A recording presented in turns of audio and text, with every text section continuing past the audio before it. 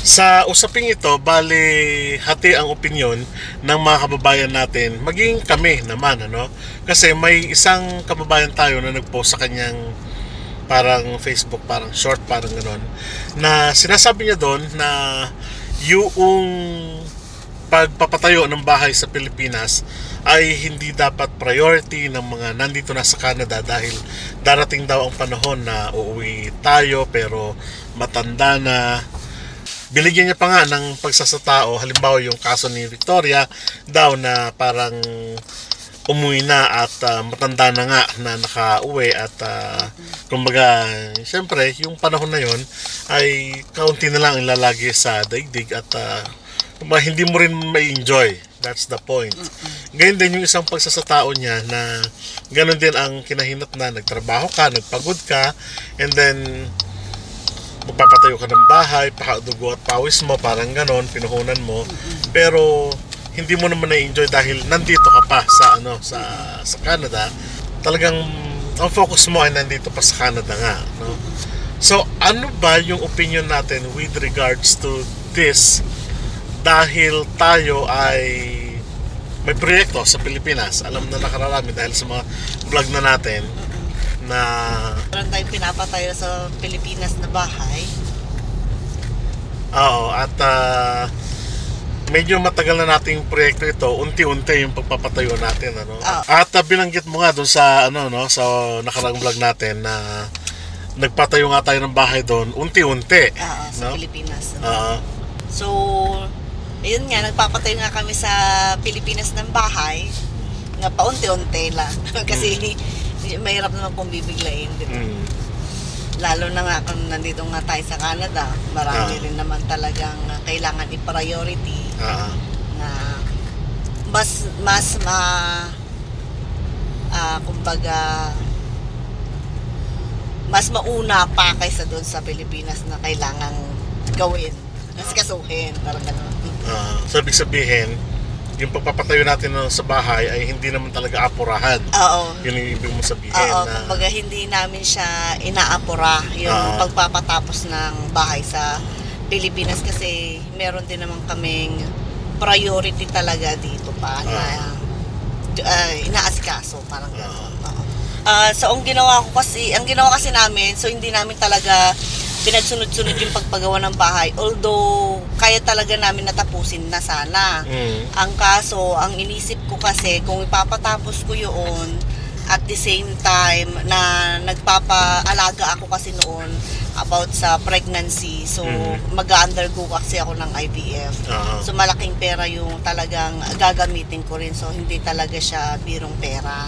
Bakit ngayon hindi pa natin natatapos? So, yun. So, totoo. Kasi talaga hindi pa talaga namin natatapos ngayon yung bahay. Kumbaga, nandun pa lang siya sa bintana. Wala pa siyang finishing. Kumbaga, ang natapos lang talaga namin is yung talagang first floor para pagka nagbabakasyon kami, meron kaming hihigaan or tutuluyan talaga na pa. Behind the scene na talagang hindi talaga namin natapos ay kumbaga meron pa kami kasing isang prayer na ginagawa ngayon. Kumbaga gusto namin na i-claim, so kaya namin hindi pa talaga siya priority na tapusin. Kahit na natapos na ako sa pregnancy ko or nanganak na ako at lahat-lahat, meron talaga kaming plano pa na inaantay, kumbaga yung parang panalangin ba namin na masagot. Yung prayer namin na yun kasi ayun yung una, yun yung sa parents ko, tapos yung ngayon naman dahil nga lumalaki na yung pamilya namin, so kailangan na namin kumuha na rin ng bahay. Ng sarili talaga namin siyang bahay. Kumbaga yun yung talaga yung prayer namin na which is malapit na siyang answered prayer. So hopefully this year, no? Priority talaga namin ay nandito sa Canada. Hindi naman namin sinasabi tuwiran na hindi na namin priority ang hindi pa tapos yung project namin sa bahay, ganon-ganon. So, ibig sabihin, yung post ng kabayan natin na yon na sinasabi niya na huwag nyo na prioritize Totoo din po yan, may point din yun. Ano? May punto siya doon. But it doesn't mean na hindi, totally na hindi na kami magpapatayo ng bahay sa Pilipinas. Kasi nga, tulad ng binanggit niya, pag uuwi kami, paano naman? May sarili kaming lupa doon na pinatayo namin ng bahay. At kapag uuwi kami doon, syempre, kailangan din naman namin ng matutuluyan. Ayaw din naman namin na makituloy sa kamag-anak. Mahirap din naman po yun, di po ba? At ayaw din naman namin na mangungupahan ka ng isang buwan lang naman, nag-uwi.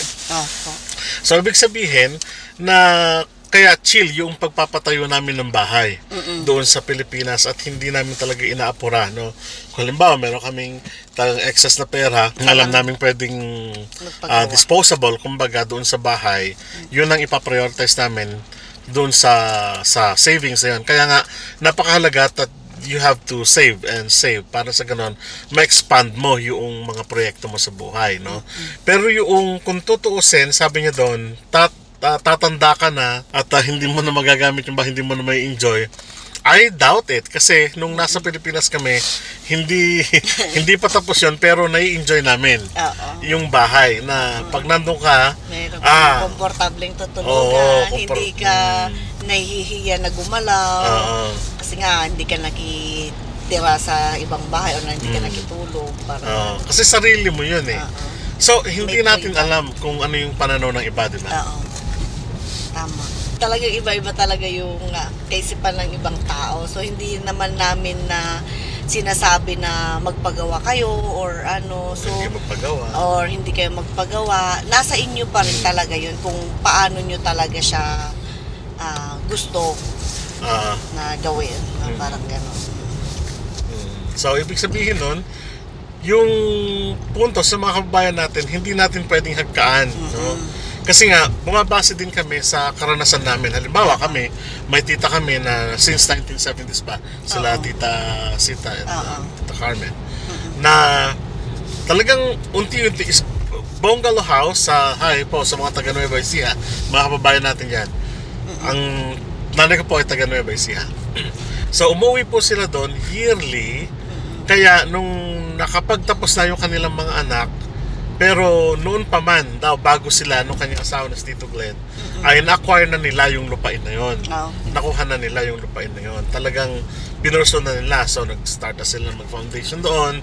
Hanggang sa, yun, unti-unti din yung pagpapagawa nila. Until such time na nakagraduate na daw yung kanilang mga anak. And then, nung nakagraduate na nga, yun na pinuntahan nating bahay noon. At yung pinagpapahiningi na nga yung mga gamit nila. And then, tayo naman ay, kumbaga, kami naman ang nakinabang naman sa blessing na yun sa lumang bahay nila. Lumipat na kami. So, to cut it short, naibenta yung lupa and then, yung part ng ibang nila, yun ang pinag-develop naman nila sa bahay nila. So, ibig sabihin, hindi minsanan yung pagpapagawa nila ng bahay, but sinigurado nila na pag-retire nila, pagdating ng panahon, mayroon silang matutuluyan at yearly nga sila umuwi kahit na noon pa man at mayroon na silang talagang tinutulungan. So, ang contentment nila ngayon sa buhay ay kapag katulad winter, nasa Pilipinas sila, kapag summer, nandito naman sila sa Saskatchewan at sa British Columbia. So doon namin nakita na mas relax yung kanilang kaisipan kasi pagdating ng panahon, wala ka na talagang isipin. Kung ipaparenovate, well, iparenovate. Parang ganun. Hindi na yung back to zero yung pagpapagawa mo ng bahay. Meron mga ganun. Plus kung kaya mo naman talaga na na dibdibin, yung minsanan, why not? Nasa sa inyo po yun. No? Pero, ang gusto lang namin i-share dito, na yung pagpapatayo ng bahay, hindi naman kailangan na... Hindi naman talaga madalian yung pagpapagawa ng bahay. Kumbaga, kailangan din kasi unti-unti talaga.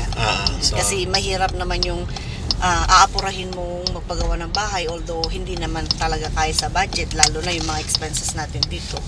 So, wag mong pilitin kapag hindi kaya. Kasi ikaw rin yung mahihirapan bandang huli. Kumbaga, wag mong pasukin yung hindi mo talaga kaya. So sa tama lang, no? Ibig sabihin yung kaya mo lang na kung meron kang extra money at wala kang alam na paggagamitan, save it. And then pagdating ng panahon, may project ka, go for your project. No? So ang ano namin ngayon, bago kami makapag-retire, yun ang pinaplano na talaga namin, na settled na yung mga anak namin. Meron kaming RESP para sa mga anak namin simula nung di ba, dumating yung pera ni Elijah, meron ka ng so isinave ko na talaga yun yung pera niya kasi hindi ko na talaga siya ginalaw para at least yung parang kasi gusto ko kasi maaga talaga ako mag-retire, yung pang nasa at the age of 55 ganun, o kaya 50, 60 ganun. Gusto ko naka-retire na ako, yung nag-work pa rin ako at the age of 65. So although 65 naman talaga. Although ando na tayo sa kukunti yung makukuha tas hindi mo pa makukuha, pero ayoko naman kasi na talagang pagurin pa yung sarili kung meron naman na nakasettle down na yung mga anak ko. So might as well na lang na i-enjoy naman namin mag-asawa na, kumbaga.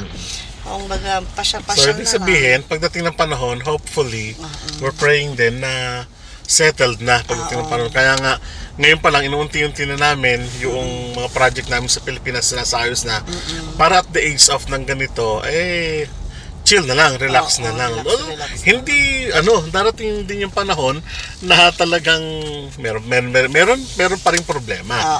But what you mean ay mas mas calm. Less na. Medyo mas hindi na siya ganung kabigat na problema talaga.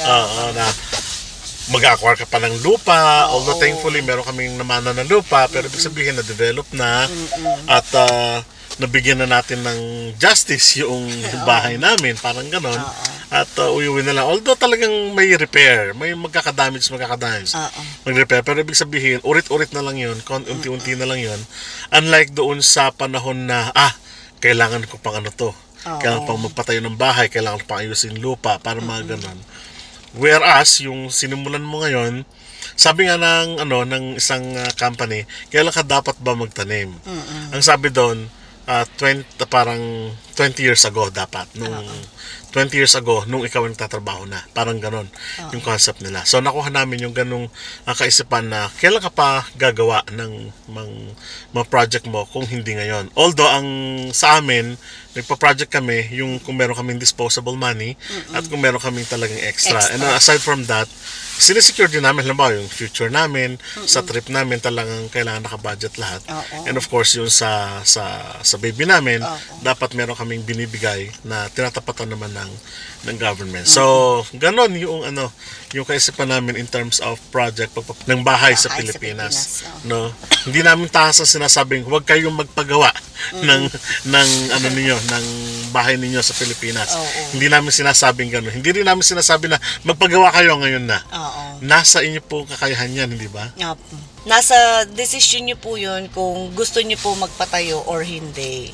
Kasi wala naman pong kumbaga namimilit po sa inyo na magpagawa. Parang ganon.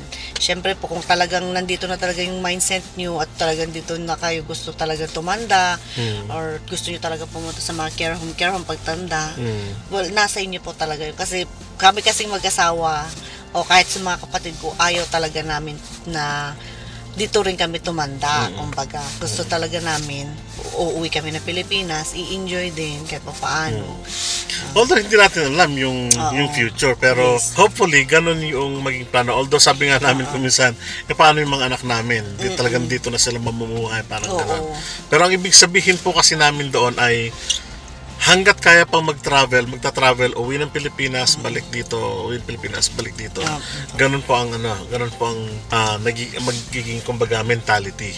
That's why as early as now, ang ginagawa namin, project unti-unti, save unti-unti para pagdating ng panahon.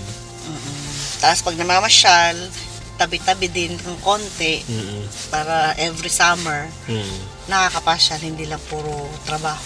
Kasi pag puro trabaho, parang ang bilis manawa. Hindi mo ba? So, kailangan talagang mamasyal din, mag-relax. Although, kahit sinasabi ng mga nasa Pilipinas na, ang yaman nyo, kung saan kayo namamasyal, hindi nila kasi alam yung hirap din natin dito na magtrabaho, magbigay ng pera, magpadala sa mga kamag-anak o pamilya.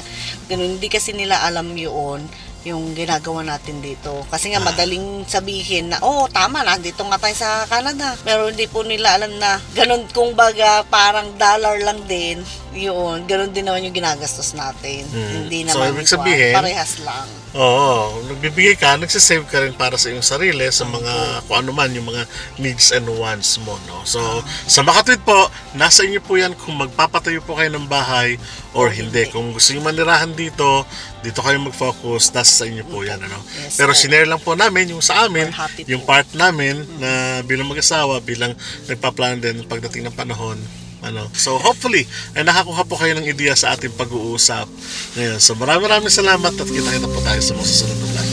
Bye! Paalam!